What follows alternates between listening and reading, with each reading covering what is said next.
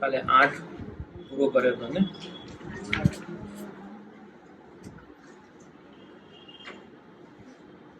वेद विहित कृत्य सर्वे कीधा, दीधा बहुपेरे गौदान, मानसु सजन संतोषिया. वेद विहित कृत्य, वेद जो यजुर्वेद ताकि जो तैतरीय शाखा ताके मंत्र थे आपस्तंभ सूत्र में कहे ऐसे जो जात कर्मादि कृत्य आ वैदिक आचरण संबंधी वातो छे. बाळकनो जन्म थाय त्यारे नांदी मुक्षाद इत्यादि करवामां आवे एवुं बधुं कर्युं त्यारे श्री महाप्रभुजीए ए बधुं वर्णन छे कि आपस्तंभ सूत्र में कहे या प्रकार से जात कर्म. जात कर्म मतलब जात एटले पैदा थवुं. गुसाईजीनुं जे प्राकट्य थयुं त्यार पछी जे बच्चाना प्राकट्य पछी जे जात कर्म संस्कारो करवामां आवे ए संस्कारो अहींया कर्या. सर्वे कीधा, सब किए. अब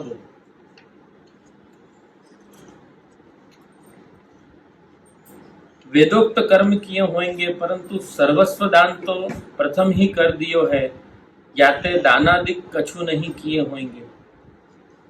अब सर्वस्व दान तो प्रथम ही कर दियो है, याते दानादिक कछु नहीं किए होंगे मतलब क्या?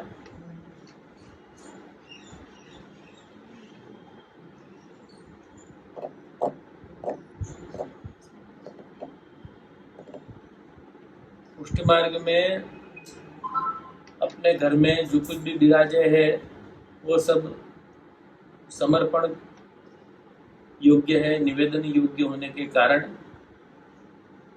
सर्वस्व तो प्रभु को अर्पित कर दियो. तो दान कहाँ से दिया श्री महाप्रभु जी ने? श्री गोसाई जी के प्राकट्य निमित्त.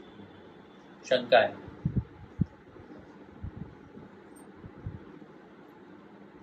या शंका को निवारण करते हैं दीधा बहुपेरे गौदान.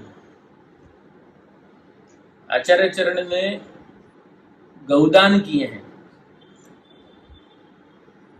अब गौदान किस प्रकार से हुए हैं? या मैं रज्जो क्षत्राणी की वार्ता को स्मरण करो. रज्जो क्षत्राणी की जो वार्ता में जब श्री महाप्रभु जी ने घी मंगवायो तो रज्जो क्षत्राणी ने घी भिजवायो नहीं. क्यों? क्योंकि मर्यादा का स्वरूप है, पुष्टि का स्वरूप नहीं. क्यों? क्योंकि पिता के श्राद्ध के लिए, लक्ष्मण भट्ट जी के श्राद्ध के लिए श्री महाप्रभु जी ने रज्जो क्षत्राणी के यहाँ से घी मंगाया. तो एक तो पिता के श्राद्ध के लिए मंगाया, दूसरो श्री महाप्रभु जी ने क्रोध कियो. दोनों ही पुष्टि मार्गीय पनो नहीं हतो, पुष्टि मार्गीय स्वरूप नहीं हतो. सो रजो जो हती वो जाने कोई एकदम सीनियर टीचर होए पुष्टि मार्ग की, या तरह से रजो क्षत्राणी ने वहाँ समय अपना रिएक्शन दियो कि घी भी नहीं है और आपको जो रिएक्शन है वो भी गलत है. मतलब आचार्य चरण के सामने काउंटर रिएक्शन रजो क्षत्राणी को है. फिर भी रजो क्षत्राणी यो कह रही है कि यदि आप ये कहते हैं कि हमें मार्ग में हानि नहीं होगी, मार्ग में हानि नहीं होगी तो मैं घी भिजवा देती.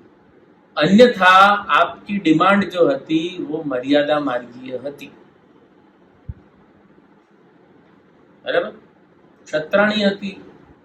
क्षत्रिय लोग तो हो ही मजबूत, खाली हाथ में तलवार नहीं थी, बाकी तो मुंह पे तो तलवार थी क्षत्राणी के. महाप्रभु जी को सुना दिए वाले. तो या बात को यहाँ पे मैंने या लिए रिफर की हो, या बात को या लिए यहाँ पे मैंने स्तुति करी है कि जब रज्जो क्षत्राणी के प्रसंग में मर्यादा और पुष्टि की भेद रेखा खींच के क्या पुष्टि की है और क्या मर्यादा की आज्ञा है, क्या पुष्टि को स्वरूप है, क्या मर्यादा को स्वरूप है। ऐसे ही यहाँ पे कुछ भेद रेखा समझ ली। जो गौदान कियो है श्री आचार्य चरण ने गुसाई जी के निमित्त, वो प्रभु को समर्पित किए भय वस्तु में सुनी की, तत्क्षण कछु श्री महाप्रभु जी ने उपार्जित किए और दान किए। समझ में आया? जैसे अपन अपने घर में श्राद्धादिक करें, यद्यपि पुष्टि मार्गीय श्राद्ध तो ऐसे ही हुए कि अपन अपने घर में श्राद्ध सिद्ध करें, श्राद्ध की सामग्री सिद्ध करें, तो वो श्राद्ध की सामग्री पहले ठाकुर जी को ही अरोगाई जाए। भगवत समर्पित अन्न को भोग पितृ और देवताएं करें, ये रीत अपने यहाँ है। समझे? अपने पितर जो हैं वो संतुष्टि या कारण से हुए कि हमारा सौभाग्य है कि हम देवता भोक्तानंतरम भोग्य कर रहे हैं। मतलब देवता अर्थात पूर्ण पुरुषोत्तम के भोग करने के बाद हम वाको भोग कर रहे हैं। ये तो अपने सांप्रदायिक विशेषता है, ये तो अपनी पुष्टि मार्गीय विशेषता होने के कारण ये चीज संभव हो रही है। पर यहाँ आचार्य चरण ने वेद प्रतिपादित परंपरा को निर्वाह कियो है। जात अरेसु ब्राह्मण के घर में बच्चा को जन्म होए तो जात संस्कार के अंतर्गत जात कर्म जो करना पड़े है वो सारो कर्म श्री महाप्रभु जी ने कियो है। पहलो बच्चा होए तो ब्राह्मण के घर में मंगल स्नान भी होए, पर श्री गुसाई जी के पहले गोपीनाथ जी को प्रागट्य हो चुको थो करके मंगल स्नान श्री महाप्रभु जी को हो चुको थे। आसु मंगल स्नान को वर्णन यहाँ में नहीं है, ख्याल में आयो? परंतु अब जो आगे जो वर्णन चलेगो वो वर्णन में श्री गुसाई जी को प्राकट्य को वर्णन और श्री कृष्ण को प्राकट्य को वर्णन दोनों समान है। या तरह से माहौल चलेगा। बहुत प्रकार पे गोदान किए। अब दीधा यह बहुवचन कयो, कछु संख्या नहीं कही, याते असंख्यात गोदान किए यह सूचन कियो, और दानते आगंतुक ब्राह्मण को सत्कार सूचन कियो। आगंतुक ब्राह्मण मतलब परिचित ब्राह्मण की जो सेट ऑफ ब्राह्मण हतो, जो श्री महाप्रभु जी के परिचय में हतो, जो महाप्रभु जी के संग संबंधित हते, महाप्रभु जी घर आते जाते थे, वो सेट ऑफ ब्राह्मण के अलावा श्री गुसाई जी के प्राकट्य की खबर सुन करके जो बाहर के ब्राह्मण थे वे ब्राह्मण भी श्री महाप्रभु जी के द्वार पहुंचे, वो आगंतुक ब्राह्मण। दानते आगंतुक ब्राह्मण को सत्कार सूचन किया। और अब ये आगंतुक ब्राह्मण क्या है, देखो मैं एक बात बताऊं, बहुत अच्छी चीज यहाँ में ध्यान में आई है, यहाँ में मैंने पढ़ी थी। आगंतुक ब्राह्मण वो है जो श्री महाप्रभु जी को स्वरूप को परिचय नहीं है,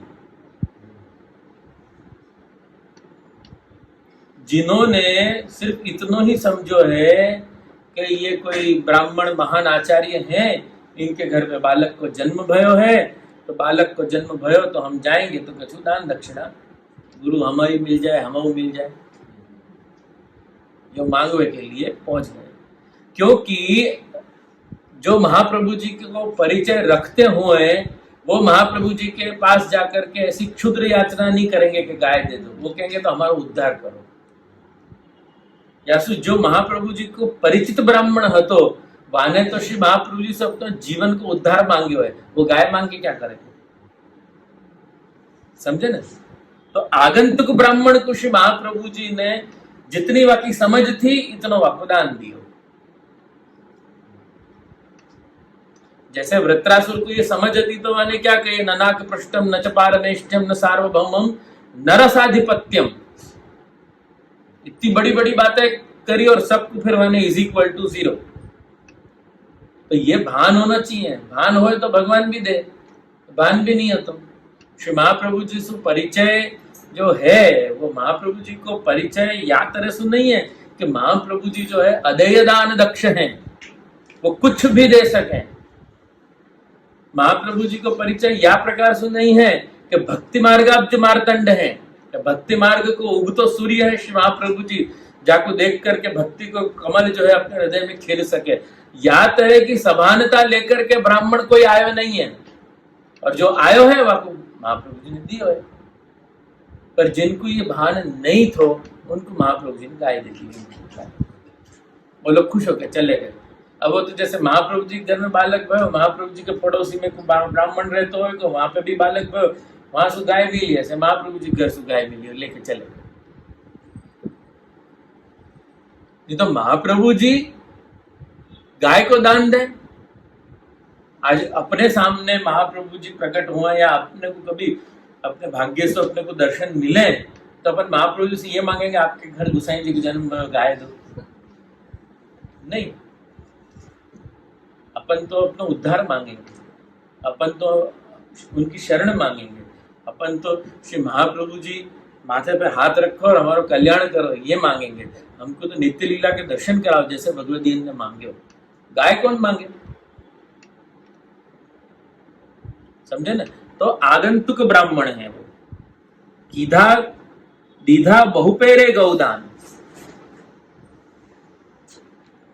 गौदान मानसु सज्जन संतोषिया। ये जो सज्जन पुरुष थे, देखो दैवी जन नहीं लिखो है, सज्जन लिखो है। सज्जन मतलब गांव के जो अच्छे लोग थे, जो ज्यादा समझते नहीं थे लेकिन महाप्रभु जी को ब्राह्मण मानते होंगे या कोई उच्च कोटि को कोई तेजस्वी ब्राह्मण मानते होंगे, वो सज्जन लोगन को संतोष कियो है। समझे ना? तो आगंतुक ब्राह्मण को सत्कार सूचन कियो, और अब जे आपको द्रव्य नाही लेत हैं तिनको हूं आपने सत्कार कियो। सो कहत हैं मानसु सजन संतोषिया। मान जो सम्मान ताते सजन, जो स्वजन दैवी जीव भक्त तिनको संतुष्ट किए। आई ना बात कि भक्त होए वो महाप्रभु जी से थोड़ी को मांगेगो कि हमको गाय दो पैसा दो। भक्त क्या मांगेगो? बराबर ना? तो महाप्रभु जी ने मान जो सम्मान मतलब उनको मान दियो, वाह वाह वाह तो परम भगवदीय ना, ऐसे नहीं। उनकी जो इच्छा थी उनको भक्ति को दान दियो, क्योंकि अदेय दान दक्ष है ना श्री महाप्रभु जी, भक्ति को दान दियो। मान जो सम्मान ताते सजन को स्वजन, दैवी जीव भक्त तिनको संतुष्ट किए। अथवा एक दूसरा अर्थ कर रहे हैं, मान जो प्रमाण जाको देवे की रीत ताको तैसे दिए ता करी के और सम्मान करी के, मतलब जाको जैसो अपेक्षित હતો बापू वैसो दियो। स्वजन जो सगे संबंधी तिनको संतुष्ट किए। जो सगे संबंधी थे श्री महाप्रभु जी के, जो ब्लड रिलेशन में थे, दैहिक संबंध थे, उनको भी श्री महाप्रभु जी ने यथोचित सत्कार करके उनको भी संतुष्ट किया। अब त्रिविध जन को त्रिविध सत्कार निरूपण करी के मंगल साहित्य को वर्णन करते हैं, अथवा वेद विहित कृत्य कहे या ते दक्षिणादिकते आश्रित जन को वर्णन कियो, और गोदानते आगंतुक ब्राह्मणन को सत्कार वर्णन कियो, परंतु स्वजन को मानते संतुष्ट किए, सो कौन रीति सु मान दियो सो निरूपण कर दे। स्वजन के संग आपने कैसो व्यवहार कियो तत्संबंधी ये वर्णन है कि कनक कचोड़ा कुमकुम भर्या, अक्षत दूरवा भर्या रे सुथाड़, माल पारी जातनी महमहे।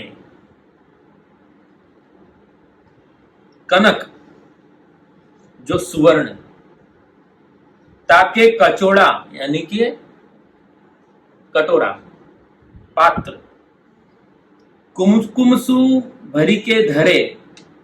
कुमकुम मतलब केसर हुआ, संस्कृत में कुमकुम कहना है बाबू केसर को। और अक्षत सो पीरे चावर, और दूरवा सो दूब, ये सुथार मतलब सुंदर वर्ण के स्थार। तामे भरी के धरे हैं, माल पारिजात पारिजातनी महमहे। पारिजात जो हार श्रृंगार, पारिजात के जो फूल हुए हैं वो बाकी माला ते मालाएं तिनकी अत्यंत सुगंध फेर रही है। अब पारिजात की माला तो उपलक्षण रीति से कही, जो कह रहे हैं पारिजात की जो माला है वो उपलक्षण रीत है। उपलक्षण मतलब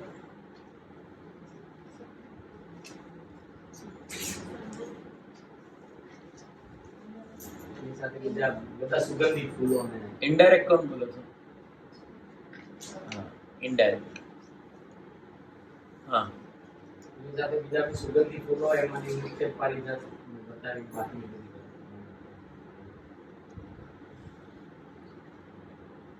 उपलक्षण विधि जब बताई जाए ना शास्त्र में, तब लक्षण विधि और उपलक्षण विधि दो प्रकार की होंगी। लक्ष्य मतलब मुख्य लक्ष्य, उपलक्षण मतलब नाक आम पकड़वाने बदले आम पकड़वाने। उपलक्षण जैसे दमला यह मार्ग तेरे लिए प्रकट कियो, तो दमला यह मार्ग तेरे लिए प्रकट कियो ये श्री महाप्रभु जी ने दमला जी को कही, अपने लिए थोड़ी कही।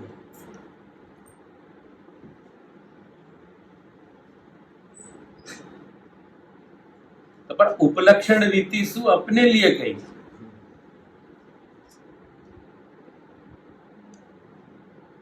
दमला के लिए प्रकट कियो बराबर है, पर वो दमला को संबोधित करके कही अपने को, क्योंकि दमला जी के लिए अगर मार्ग प्रकट कियो हो है तो दमला जी की लाइफस्टाइल, दमला जी को जीवन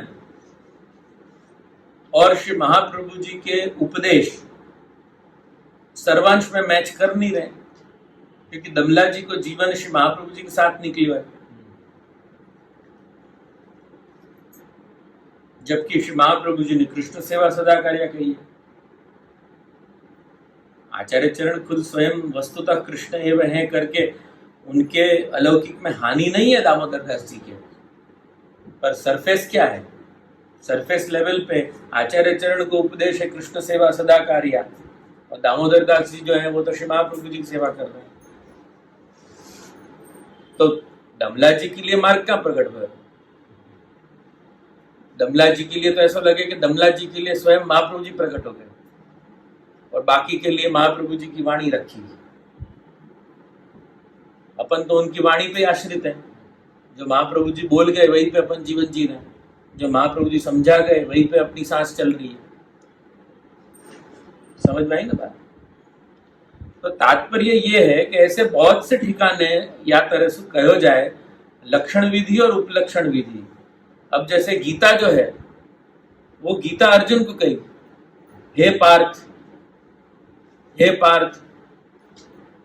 क्या है भाई? जब अर्जुन को कही तो हम और तुम क्यों पढ़ रहे हैं? अर्जुन को डिफिकल्टी भाई, अर्जुन की डिफिकल्टी को ट्रबल शूटिंग की हो गीता के माध्यम से भगवान ने महाभारत के युद्ध के बीचों बीच वाके मध्य में रण संग्राम में बीच में कृष्ण ने गीता को उपदेश दे करके या को जो अर्जुन के दिमाग में आई भाई शंकाएं कुशंका को समाधान कियो, और वो भी योग के माध्यम से कियो। वहां कोई लाउड स्पीकर में भगवान गीता जी पढ़ नहीं रहे कोई,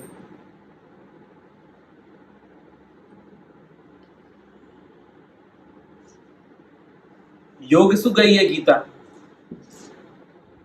और फिर वो गीता को सुनने के बाद अर्जुन को विषाद खत्म करो, अब समझ में आ गई कि क्या है। तो अगर वो ही प्रसंग उठा के देखना तो ऐसा लग रहा है कि भाई कि भगवान ने जो है वो गीता अर्जुन को सुना दी, अर्जुन को तकलीफ हुई, अर्जुन को भगवान ने गीता सुना दी, तकलीफ खत्म नहीं। पर आज घर घर में नॉन पुष्टि मार्गीय भी गीता से लाभान्वित हो रहे हैं। अपन तो है ही है, क्योंकि अपनो समर्पण को सबसे बड़ो सिद्धांत गीता से फिल्टर्ड होके आ रहा है, तो अपन तो हो ही रहे। तो ये चीज अगर अपने को समझा रही है गीता, तो गीता तो अपने को सुना ही नहीं है भगवान ने, एक अक्षर नहीं बोले हैं भगवान।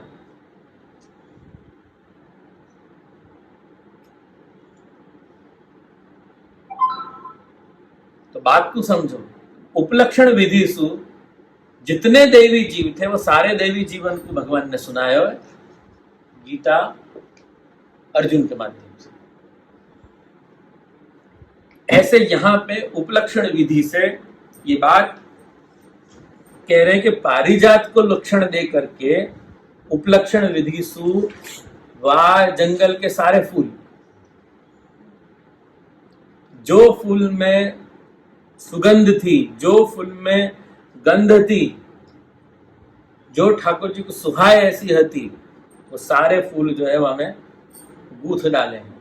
चाहे को वैजयंती माला भी कहें, वनमाला भी कहें।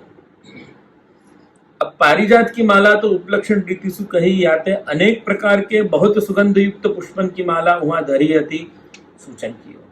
अथवा पारिजात है सो देवतान के वृक्ष है सो उपलक्षण रीति से कहे जाते पांचों ही देवतान के वृक्ष के पुष्पन की माला धरी हती, यह सूचन कियो। पारिजात को वृक्ष स्वर्गलोक में ही प्राप्त हुआ, जाको उखाड़ो तो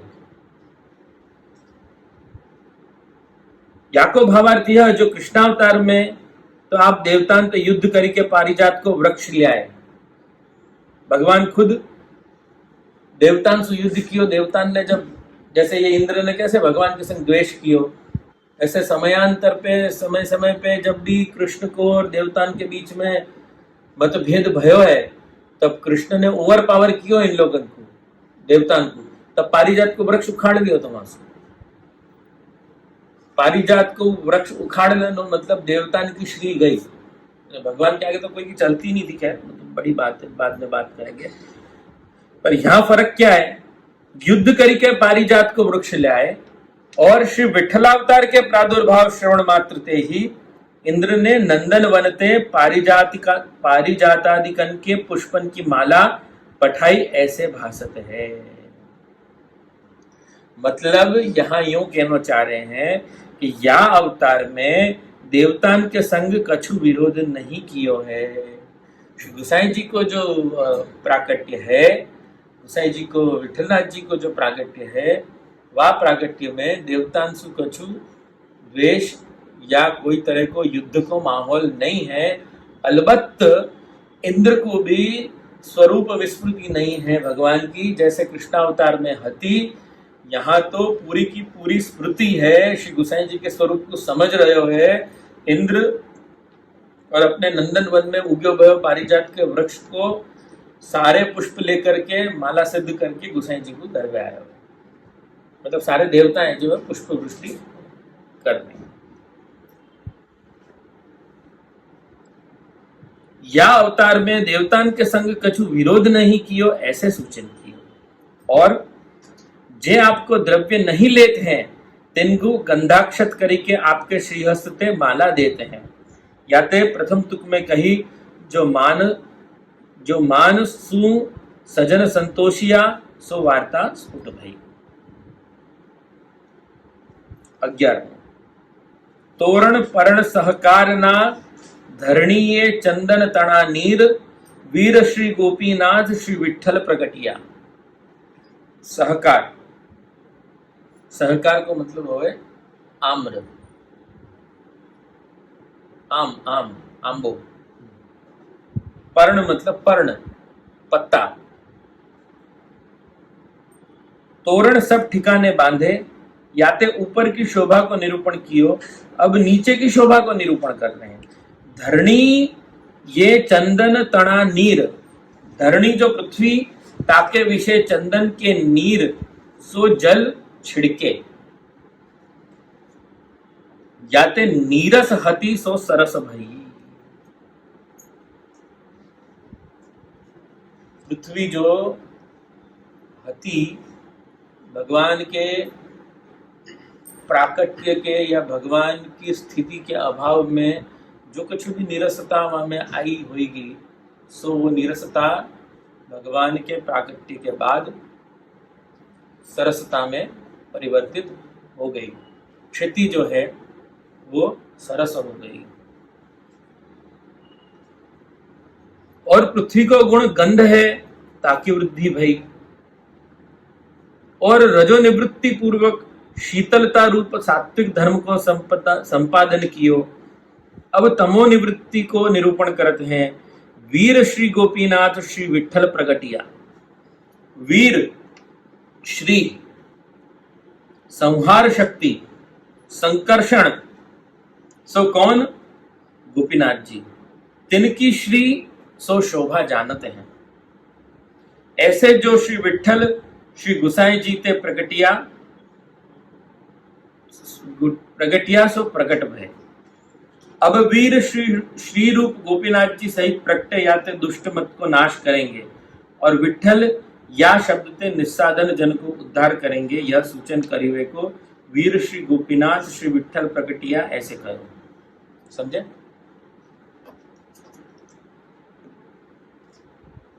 संकर्षण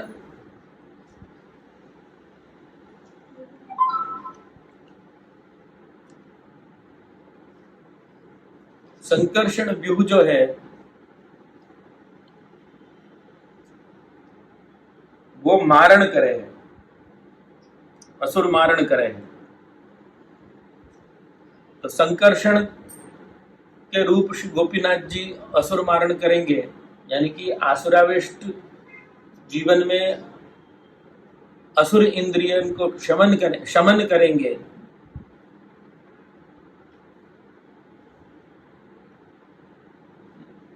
और श्री विठल प्रगटिया ऐसे कहो, याको फलितार्थ यह जो दुष्ट मत के नाश ते तमो निवृत्ति सूचन करी। दुष्ट मत को नाश होएगा, क्योंकि आसुर जो है आसुरी वृत्ति वाले के मत को नाश होएगो, आसुरी वृत्ति को नाश होएगो, तो दुष्ट मत को नाश भयो ना, तो तमो वृत्ति को नाश भयो ना।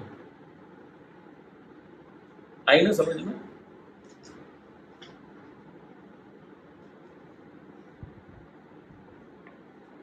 शक्ति को तो अभेद है।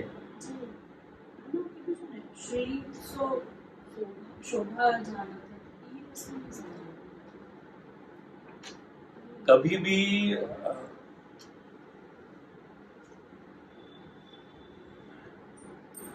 आदमी की जो पर्सनालिटी हो है, कोई व्यक्ति की पर्सनालिटी, तो वो पर्सनालिटी की पहचान जो है तो ये क्या है। फॉर एग्जाम्पल क्रिकेटर है, तो क्रिकेटर के हाथ में बैट वो की पहचान है। समझ में आया?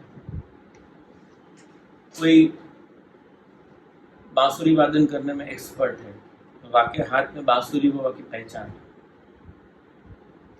शस्त्रधारी है, क्षत्रिय है, क्षत्रिय धर्म है वाको, तो वाके हाथ में जो वाको शस्त्र है वो की पहचान है। जैसे दुकान के बाद नहीं, वो खाली बंदूक लेकर के बैठे हुए ज्वेलर्स की दुकान में, दुनाली लेके नहीं बैठे हुए, तो वो बाकी पहचान है कि भाई ये ऐसे प्रभु की पहचान एक दी गई है। प्रभु को एक आयुध है संकर्षण, व्यू। थोड़ा डिफिकल्ट हो जाएगा, लेकिन अभी इतना ही समझो। 4 व्यू हैं भगवान के, वह से ये एक व्यू है। वो व्यू के सहित प्रभु प्रकटेंगे तो प्रभु अपनी शोभा के साथ प्रकट हुए। ये बेसिकली यहाँ कंसेप्ट है।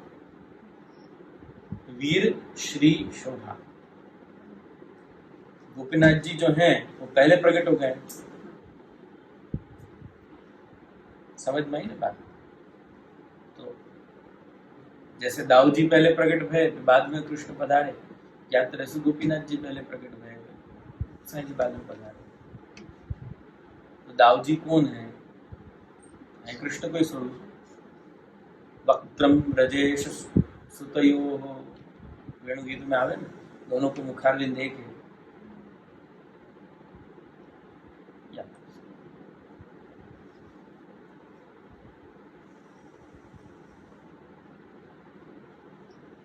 वीर श्री गोपीनाथ श्री विठल प्रकट। शंका, शक्ति को तो अभेद है, ताते संहार शक्ति श्री गोपीनाथ जी प्रथम प्रकटे और शक्तिमान श्री विठलनाथ जी पीछे प्रकटे, यह बात कैसे संभव है? तो उत्तर, सूर्य और सूर्य को प्रकाश अभिन्न है। सूर्य और सूर्य को प्रकाश अभिन्न है। तथापि सूर्य को प्रकाश प्रथम उदय होता है।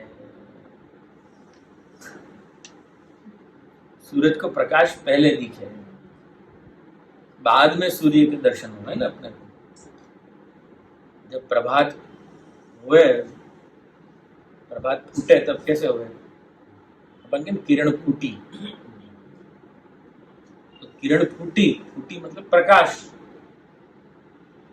तो सूर्य नहीं दिखे, बाद में धीरे से वो गोला दिखे।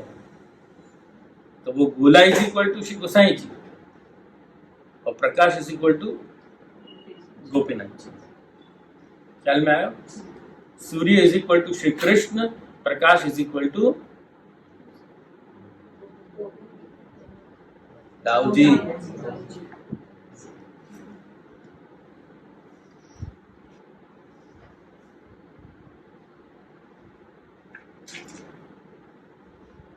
और सूर्य पीछे उदय होते हैं, अतः कछु सूर्य और सूर्य के प्रकाश भिन्न नहीं। तैसे हु यहाँ यह रीति सु श्री कृष्णावतार में हूँ प्रथम संकर्षण प्रगटे, या तो यह दो स्वरूप एक हैं। यह सूचनार्थ श्री गोपीनाथ जी, विठलनाथ जी दो ही नाम अंगीकार किए। क्यों जो गोपी जे निस्साधन भक्त तिनके नाथ पति, ये दूसरा एक अर्थ है। और विठल शब्द को हूँ यही फलितार्थ है, परंतु संकर्षण शक्ति रूप है, याते आपके नाम में गोपी शब्द है। और श्री गुसाई जी शक्तिमान है, याते स्वतंत्र बोधक विठल या नाम को अंगीकार किया। नहीं समझ में आया?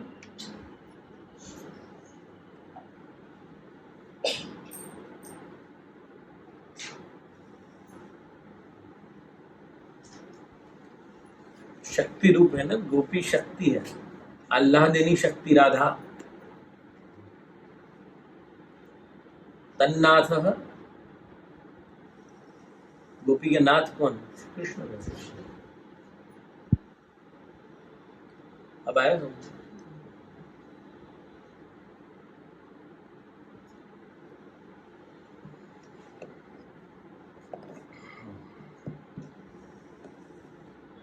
बाद में दधी दूध धृत मधु मांडवे, सेरड़िए वहेरे सुगंध, सुगंध मोया अलिकुल आविया। दधी सो दही दूध, धृत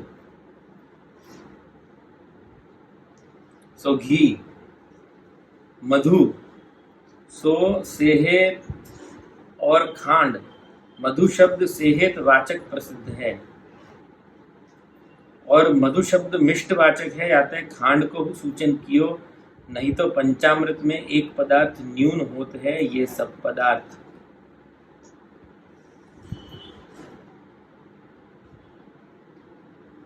तुमको एक बात मालूम है, ये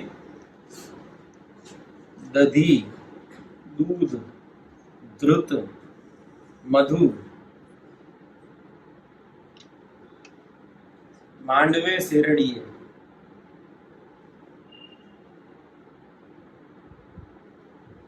शक्कर की बात नहीं कर रही है, पंचामृत को वर्णन है, पर शक्कर नहीं कहते, गन्ना कह रहे हैं, सेरड़ी। दरअसल या लिए ये बात कही जा रही है कि प्राचीन काल में पंचामृत में शक्कर को प्रयोग नहीं होता था।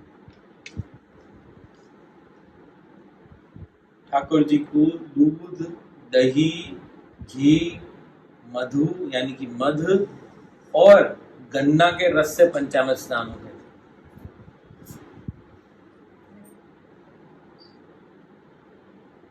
समझे?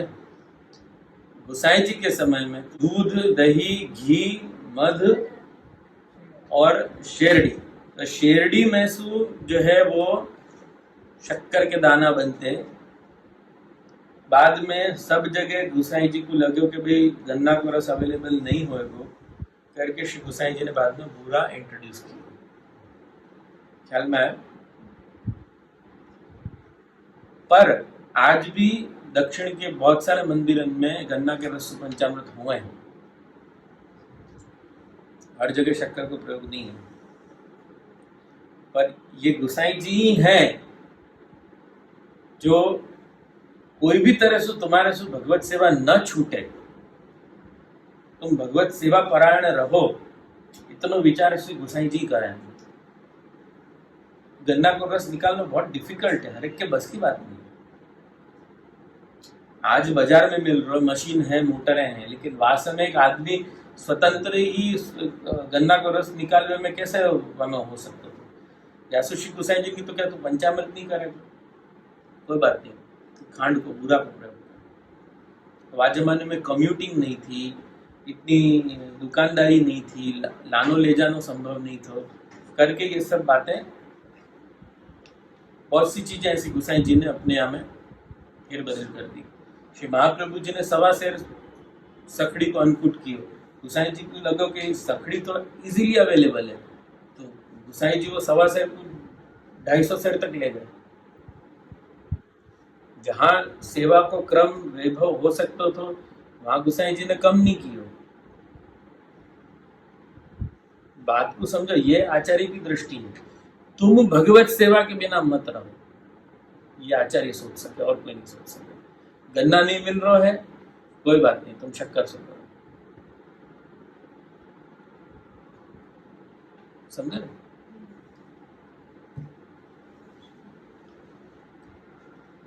शेरड़ी सो सेरी गली, ताके विषय सुगंध बही रही है, अब वहेरे ऐसे कयो, याते दूर गामित्व सूचन कियो। कैसे जो जो पदार्थ वहत हैं, सो बहुत दूर जात हैं। अब गन्ना को, मधु को, दूध को, दही को, ये सब जब पदार्थ एक संग जब पंचामृत में घुल करके आप श्री के श्रीअंशु स्पर्शित हो करके जब भयो, बाकी धाराएं निकली, तब क्या भयो के जो समीर हतो, पवन जो हतो, वो पवन ने उनके साइंटिफिक पॉइंट ऑफ व्यू थी समझो तो मंदम मंदम चलती गंधः, ये न्याय को सूत्र है कि सुगंध जब कोई चीज की अपने को आवे तो बेसिकली वहां में पार्थिव कण हो छोटे छोटे, वो अपने को दिखाई नहीं दे, माइक्रोस्कोप के लेवल पे ही देख सके वाकू, लेकिन वहां में पार्थिव कण हो, क्योंकि गंध जो है वो पृथ्वी को ही स्वभाव है, गंध पानी में नहीं होना। समझ में आया? गंध तुमको कोई भी जगह पे गंध है या तो मतलब वहां पार्थिव कण है, ये साइंस है। जिन्होंने साइंस पढ़े होगा आपको समझ में आएगी बात।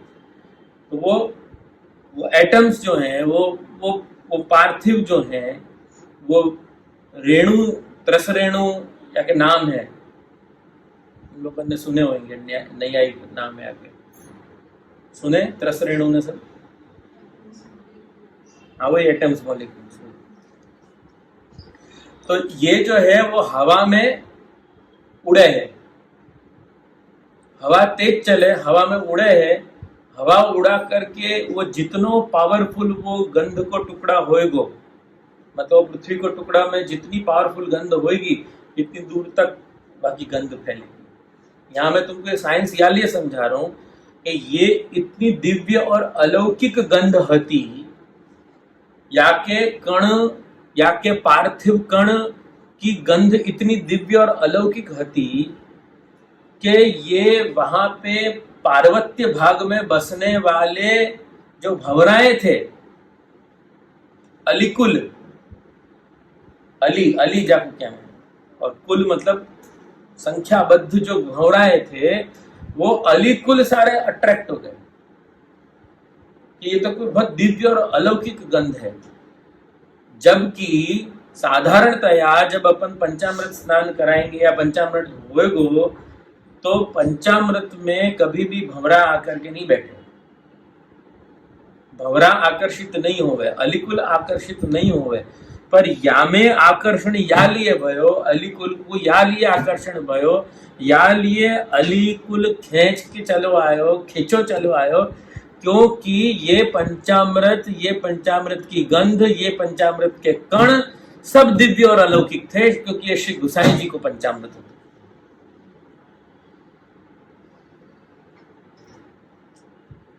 ख्याल में आई बात?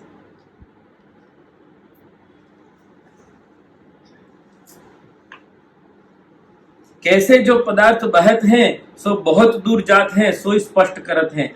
सुगंधे मोहिया अलिकुल आविया, वा सुगंधे मोह पाए के अलिकुल सो भ्रमर के समुदाय ते आए, या को फलितार्थ यह जो आपको प्राकट्य चरणाद्रि के पास भयो, या ते पंचामृत को सुगंध वहां पर्यंत गयो। चरणाद्रि क्या है?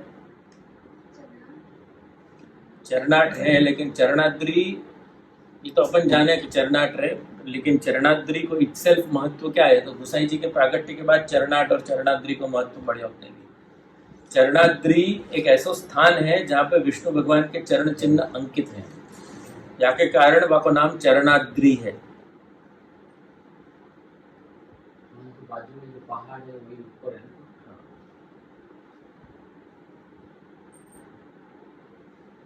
वो विष्णु भगवान के चरण अंकित होने के कारण वो स्वयं वो जगह, वो पर्वत, वो पार्वत्य भाग, वो घाटी, वो क्लिफ टॉप, वो सारी चीजें दिव्य और अलौकिक हैं। तो वहां बसने वाले अलिकुल भी दिव्य और अलौकिक है। वो जैसी तैसी सुगंध पे खींचे नहीं चले आ गए। तात्पर्य ये है, श्री गुसाई जी को है, प्रभु को प्राकट्य है, प्रभु को पंचामृत है, करके खींचे चले आए। कहना ये चाह रहे हैं, बात समझो। ये पर्वत में अनेक सुगंध पुष्प के वृक्ष लता हैं, तिनको छोड़ी के सब भ्रमर आए। क्यों आए? याते सुगंधे मोहिया अलिकुल आविया, ऐसे कहो। सुगंध ने मोहित कर दियो, ऐसी अलौकिक सुगंध है जो खींचो चलो आयो, तेरी ओर खींचा चला आ जाता हूं। जाना चाहे, जाना क्या है वो गाना? हाँ, पर जाना था क्या? जाना था कहीं और, कहीं तेरी ओर चला आता हूं।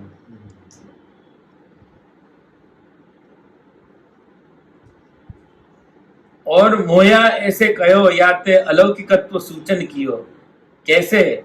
जो लौकिक पंचामृत की सुगंध में भ्रमर आवत नहीं है और मोहहु पावत नहीं है, और यह पंचामृत तो अलौकिक है, याते मोह पाए के भ्रमर आए, यह सूचनार्थ ही मोया ऐसे कहो, लोभ्या ऐसे नहीं कहो।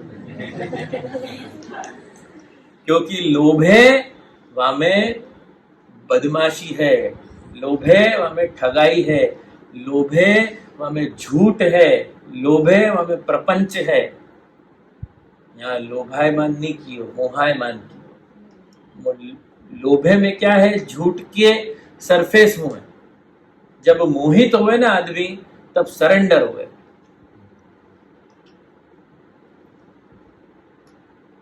समझ में आया? ब्रजभक्त ठाकुर जी से लोभायमान नहीं है, मोहायमान है,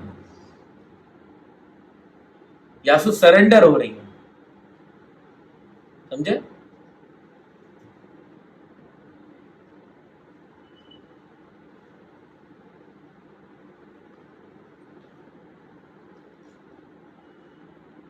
अब पंचामृत को अलौकिकत्व निरूपण कियो। याते ऐसो भाषत है, जो इंद्रादिकन ने जन्म समय आपको पंचामृत स्नान करायो, सो प्रसादी पंचामृत भक्तन को देवे को मंडप में ल्याय के धर्यो, ताको यह वर्णन कियो। शंका, इंद्रादिकन ने पंचामृत स्नान करायो, यह अर्थ कौन हेतु ते तुम करत हो? प्रत्युत्तर, लौकिक पुरुष लौकिक बालक को जन्म वाही समय पंचामृत करावे नहीं, या तो ऐसा अर्थ हमने किया। कोई की ताकत है नवजात शिशु को दूध दही घी में डुबो दो? गुसाई जी ने डुबोयो और महाप्रभु जी ने डुबोयो। याते ऐसो अर्थ हमने कियो है। शंका। कृष्णावतार सब अवतारन में पूर्णावतार है, तथापि जन्म समय इंद्रादि कन्या पंचामृत स्नान नहीं करायो। जब गिरिराज धारण कियो तब केवल दुग्धसु जलसु स्नान करायो। तब वहां ऐसा कहा आधिक्य है, यानी कि गोसाई जी में क्या ऐसा कोई आधिक्य है? सो जन्म समय इंद्रादि कन्या पंचामृत स्नान करायो, मतलब समझे? प्रत्युत्तर, कृष्णावतार में जब अज्ञान रूप मद दूर कियो और स्वरूप ज्ञान भयो वाकु करायो, तब अभिषेक करायो। सोहु गोप कुल में जन्म हतो और गोप गायन की रक्षा करी, याते केवल दूध ते अभिषेक करायो। और विठ्ठलावतार तो सर्वोत्तम ब्राह्मण कुल में भयो और अज्ञान निवारणार्थी ही भयो है। याते प्रागट्य होत मात्र में ही इंद्रादिकन को आपके स्वरूप को ज्ञान भयो। और श्री कृष्णावतार में तो इंद्र याग को भंग कियो और आपने तो पहले ते ही श्री वल्लभाचार्य स्वरूप ते पाखंड मत को खंडन करी के यागादि की प्रवृत्ति नहीं, या निवृत्ति होना चाहिए, सुधार लो। यागादि की निवृत्ति की नहीं, याही ते इंद्रादिकन ने पंचामृत स्नान आपको करायो, सो युक्त है। ये सूचनार्थ ही पंचामृत को अलौकिकत्व निरूपण कियो भाषत है। ठीक। उत्सवार्थ ल्याय भय ऐसे जो दधी दूध जात कर्म में आपके प्रसादी जो धृत मधु तिनको ये वर्णन कियो, ऐसे हु यहां भाषत है। अब इंद्रादिकन को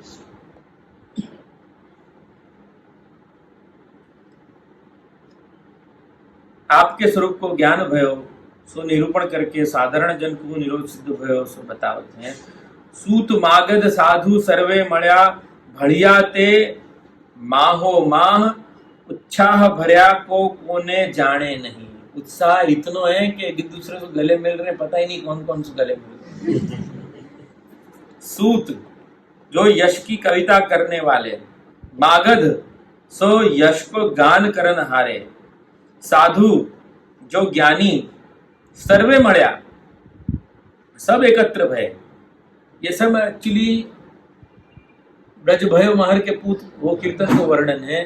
ये सब भागवत में प्रतिपादित कृष्ण के प्राकट्य के श्लोकन को वर्णन है। ये वही है जो श्री गोसाई जी के वहां में वल्लभाख्यान में गाया हुआ है। ये तो अपन भागवत कर रहे हैं, जो वास पीरियड में भी करते हो तो कोई हमें कोई नवाई नहीं है। माहो माहसु एक दूसरे में भड़िया, सो सब भेले होए के एक समुदाय हो गयो। और मलिया ते माहो माह ऐसे हु पाठ है, ताको अर्थ बाहो माह सो परस्पर मलिया सो भेटत भय। अब परस्पर मिलनो तो जिनको कुलशील तुल्य होए तिनको संभव है। समझे? कुलशील, शील मतलब उम्र, और कुल मतलब ब्राह्मण कुल है, वो शूद्र को जाके भेंट रहा है। ब्राह्मण को ये पता ही नहीं है कि सामने भील को बच्चा खड़ो है, खुशी के मारे भील के बच्चा को भेंट लिया, भगवान को प्रागट्य हुआ। समझ में आया? जो घूंघट तान के जो बहुएं अपने पिता के सामने आती नहीं थी, घूंघट तान के रहती थी, वो घूंघट खोल के कूद रही है, कोई को कुछ पड़ी नहीं, क्योंकि भगवान को प्रागट्य हुआ। न कुल को भान है न शील को भान है। शील मतलब जो मैंने बताया ना तुमको, उम्र।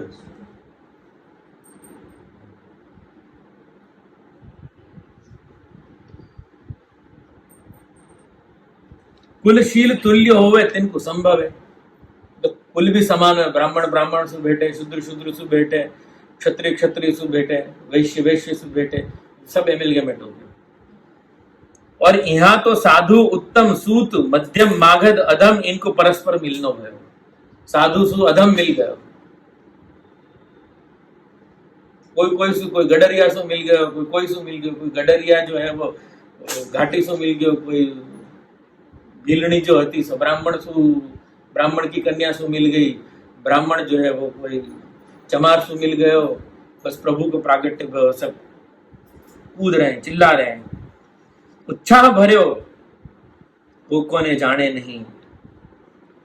उत्साह जो आपके प्रागट्य को आनंद ताते भर्या सो परिपूर्ण भय, याते कोने जाने नहीं, कोई को नहीं जानत भय, याते उत्तम मध्यम अधम ये सब परस्पर मिले, या को फलितार्थ यह जो आपके प्राकट्य समय सबन को निरोध सिद्ध भयो।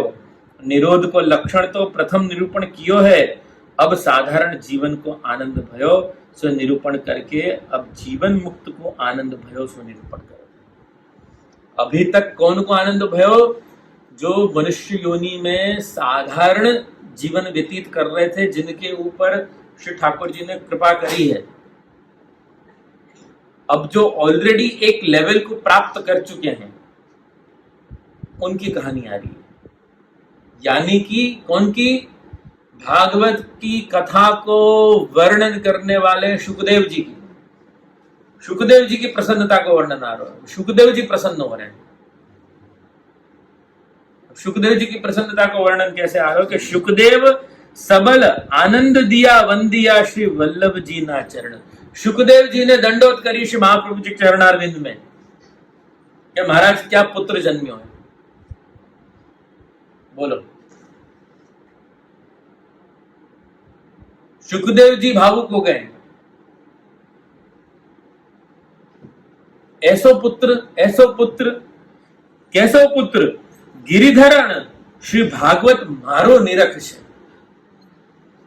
कि अगर कोई भागवत को न्याय देगो तो ये आपको बच्चा देगो, धन्य है आपको। ऐसे श्री महाप्रभु जी चरणारविंद में दंडवत की है सुखदेव जी ने कि गिरिधरण श्री भागवत मारो निरक्ष। ये वो गिरिधरण, मतलब गिरिधरण नाम से श्री गोसाई जी को भगवान भी बता दिए और भागवत मारो निरक्ष। All the secrets of Bhagavat will be unlocked by Shri Gosai Ji through his टिप्पणी। टिप्पणी नाम के श्री गोसाई जी के स्वतंत्र लेख, ऐसे 2 टीका हैं भागवत के ऊपर। सुखदेव सो श्री सुखदेव जी ते सबल सो अत्यंत आनंदिया आनंद युक्त भय, अथवा श्री सुखदेव जी कैसे सबल बल जो भक्ति ता करी के युक्त याही ते भक्ति युक्त होय के वंदिया श्री वल्लभ जी ना चरण। अब भक्ति को बलत्व निरूपण कियो। ये सबल क्यों बताए? देखो यहाँ कोई बॉडी बिल्डर नहीं है सुखदेव जी। सुखदेव जी तो बहुत दुबले पतले वैरागी हैं। सबल शब्द को अर्थ क्या? इनकी सबलता है इनकी जीवन मुक्तता में। इनकी सबलता है भगवान के स्वरूप को जो इन्होंने समझो है वामे। ये वा सेंस में इतने सबल और शक्तिशाली हैं सुखदेव जी कि भगवान के स्वरूप को समझे हैं, भगवान के स्वरूप को जिए हैं। भागवत को वर्णन करने वालों कोई साधारण तो हो नहीं सके ना। यासु वो सबल है, मतलब भगवत स्वरूप को पान कर चुक्यो है। ऐसो बल जामे है वो सुबल सबल श्री सुखदेव, वो वल्लभ जी ना चरण में वंदिया।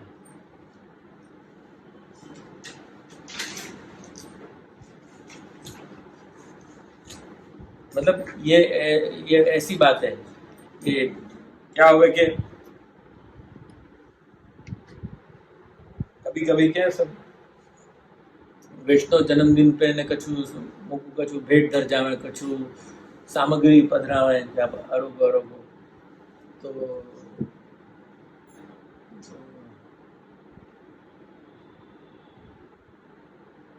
अब अभी कोई बहू जी को कही होए, अभी कोई भीतरिया को कही हुए। तो अब बहुजी ने आरोगा दी या भीतरिया ने मेरी तैयारी में रख दी। तो ऐसा पहले बड़े मंदिर में होता था, तो खुश होकर के भीतरिया को कछु दान दक्षिणा दे देते, बाबा को आरोगा ही बार इतने प्रसन्न हो जाते थे। ऐसे मतलब उनकी बनाई हुई सामग्री यदि मैंने ले ली, वो कहीं फीकी नहीं और मैंने ले ली, तो बाकी प्रसन्नता वो वहां मेरे भीतरिया पे प्रकट कर रहे हैं। वाह, और खुशी तो यही बात की है कि मैंने आरोगी। तो माध्यम जो भीतरिया ना, वो भीतरिया की वो खुशी फिर वो टोकन के रूप में वहां प्रकट करी। ऐसे सुखदेव जी ने श्री गोसाई जी भागवत मारू निरख से ये सोच करके श्री महाप्रभु जी चरण में लोट लगाती कि भाई धन्य आपने ऐसा पुत्र पैदा कर दियो कि मेरे भागवत को न्याय मिलो। नहीं तो मेरे भागवत को न्याय कौन दे, तो समझा तो कौन। ठेकाने ठेकाने भागवत चल रही, या के ऊपर मैंने आज एक वो लिखी है, एक शायरी लिख डाली, लेकिन मैं ना वो ब्रजभाषा की टीका भी पढ़ रहा था आगे संग संग। असल मैंने क्या लिखा है कि वंदिया श्री वल्लभ जी ना चरण भक्ति को बलत्व निरूपण कियो, तो वेद में कियो है श्री स्वामी जी तिनके वल्लभ श्री पुरुषोत्तम श्री महाप्रभु जी तिनके चरण को वंदिया।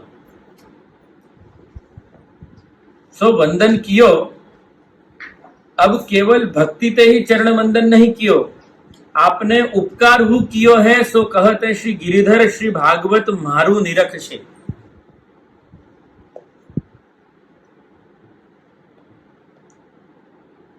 गिरी जो गिरिराज जी तिनके धरण, सो धारण करवे वाले पुरुषोत्तम ते मेरे श्री भागवत को निरक्षे, सो अवलोकन करेंगे। या को भावात यह जो सुखदेव जी ने श्री महाप्रभु को बड़ो उपकार मान्यो, जो मेरी वाणी से मैंने उच्चार कियो, ऐसो जो श्री भागवत वामे तो श्री पुरुषोत्तम के स्वरूप को, लीला को, महिमा को निरूपण है, या ते पुरुषोत्तम को या के अवलोकन को प्रयोजन नहीं। समझे? पुरुषोत्तम को ही वर्णन क्या पढ़ेगो? खुद को वर्णन पढ़ के क्या करेंगे गोसाई जी?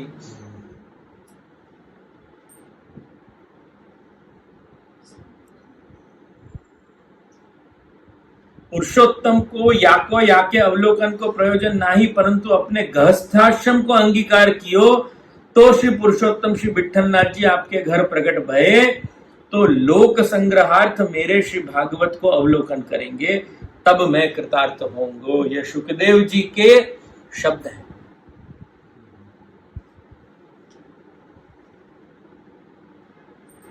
मतलब भागवत बहुत चमत्कारी है।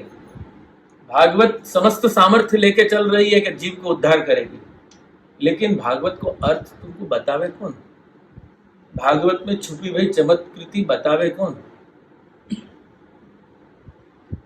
आज की तारीख में अपने को सोना परखने की भी बात नहीं समझ में आवे, सोना परखना भी नहीं आवे, हीरा कहां से समझ में आए? तो हीरा की कदर जोहरी जाने वाह न्याय सु। मैंने श्रीमद भागवत भी कितनी भी उपकारक हो, लेकिन महाप्रभु जी गोसाई जी बिना वो उपकार तत्व है ही नहीं। या के ऊपर मैंने ये लिखो तो एक शेर लिखो है, चमक ये भागवत की चाल की नहीं। आज चारों तरफ भागवत हो रही है, जो देखो भागवत कर रहा है। चमक ये भागवत की चाल की नहीं, मेरे किरदार की है। मतलब श्री महाप्रभु जी को वचन है, अर्थम तस्य विवेचितुम नहीं विभुर वैश्वानरात् वाक्पतेर अन्यस्तत्र विधाय मानुष तनम।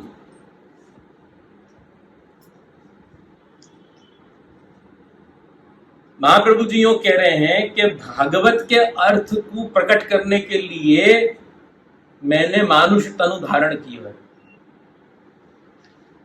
ब्राह्मण कुल में जन्मे हूं और मेरे सिवा भागवत को अर्थ करवे में कोई समर्थ भी नहीं। तो कहीं महाप्रभु जी के ये शब्दन को तुम अहंकार मत समझियो कि महाप्रभु जी कितना घमंड कर रहे हैं, ऐसे लिखा जाए। कि मेरे से कोई कर नहीं सके। अर्थम तस्य विवेचितुम, या को विवेचन करने के लिए, या के अर्थ को विवेचन करने के लिए, अर्थम तस्य विवेचितुम नहीं विभूर, कोई है नहीं, वैश्वानराद वाक्पते अन्य हम, अन्य कोई नहीं। मानुष तनु धारण करके मैं आया हूं, मैं ही कर सकूं। तो मैंने वहां के लिए ये बात लिखी कि महाप्रभु जी अहंकार से ये बात नहीं कह रहे हैं, कोई घमंड नहीं आया महाप्रभु जी को कि मैंने जो भागवत को प्रकट किया वही बराबर है। पर महाप्रभु जी क्या भावना से कह रहे हैं? महाप्रभु जी इति में मति ही की भावना से ही कह रहे हैं। अहम निरुद्ध रोधे न निरोध पदविंगतः की भावना से कह रहे हैं कि मैं निरुद्ध भयो या से मैं तुमको कह रहा हूं, I am the beneficiary, that is why I am advising you. तो वो थीम को मैंने यहाँ में पकड़े है और मैंने आज दोपहर को लिखो है, चमक ये भागवत की चाल की नहीं मेरे किरदार की है। किरदार मतलब समझे? रोल। चमक ये भागवत की चाल की नहीं मेरे किरदार की है, बात ये गुरूर की नहीं, मतलब अहंकार की नहीं, बात ये गुरूर की नहीं, बात ये मेरे एतबार की है। मेरा भरोसा है, आचार्य चरण को खुद को भरोसा है खुद के ऊपर, फुल ऑफ कॉन्फिडेंस है आचार्य चरण के, मैंने ठाकुर जी को पाया, तुम कैसे नहीं पाओगे? मैं निरुद्ध भय हूं, मेरो हृदय निरुद्ध है, तुम कैसे निरुद्ध नहीं होगे? सूर्य भय के काहे की क्या बचू भगवत लीला का,